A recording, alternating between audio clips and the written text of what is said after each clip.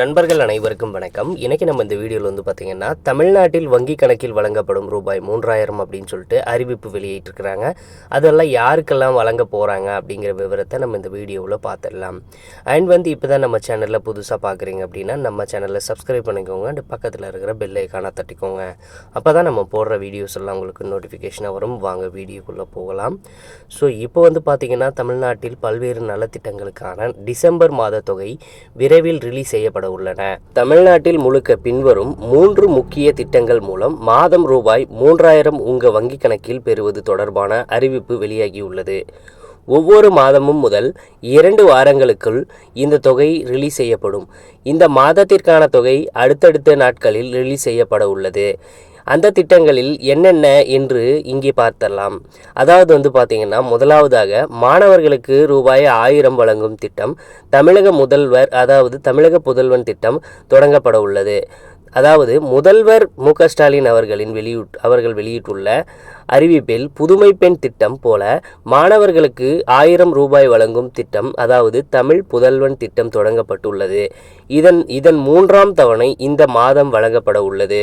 2ஆம் திட்டமானது அரசு பள்ளிக்கு செல்லும் பெண் குழந்தைகள் ஆண் குழந்தைகள் இருந்தால் உங்களுக்கு வீடு தேடி வரும் ரூபாய் 2000 மொத்தமாக வரும்.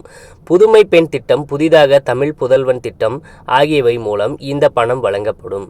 புதுமை பெண் திட்டம் போல மாணவர்களுக்கு ரூபாய் 1000 வழங்கும் புதல்வன் திட்டம் அதாவது தமிழ்நாட்டில் கடந்த மாதம் தொடங்கப்பட்டது. இதற்கான 2ஆம் தவணை இந்த வாரம் வழங்கப்பட உள்ளது. கடந்த வருடம் தமிழ்நாடு பட்ஜெட்டில் மூவலூர் ராமாமிர்தம் அதாவது அம்மையார் நினைவு திருமண நிதி உதவி திட்டம் மாற்றப்படுவதாக அறிவிக்கப்பட்டது.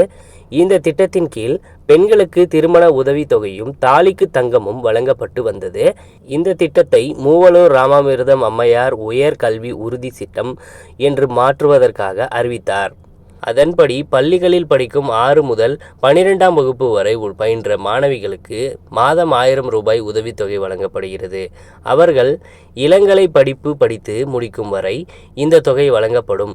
மாணவிகள் இதற்காக எங்கும் செல்ல வேண்டியது இல்லை. நேரடியாக அவர்களின் வங்கி கணக்குகளில் இதற்கான தொகை செலுத்தப்படும். புதுமை பெண் திட்டம் என்று இந்த திட்டத்திற்கு பெயர் வைக்கப்பட்டுள்ளது. இந்த திட்டத்தின் தொடக்கம் விழாதான் கடந்த வருடம் நடந்தது. ஒரு வருடமாக பணம் கொடுக்கப்படுகிறது. 3ஆம் திட்டம் தமிழ்நாட்டில் ஏற்கனவே மகளிர் உரிமை தொகை திட்டம் ஏற்கனவே விரிவு செய்யப்பட்டு விட்டது. அதன்படி பின்வரும் மக்களுக்கு இந்த திட்டம் விரிவு செய்யப்பட உள்ளது.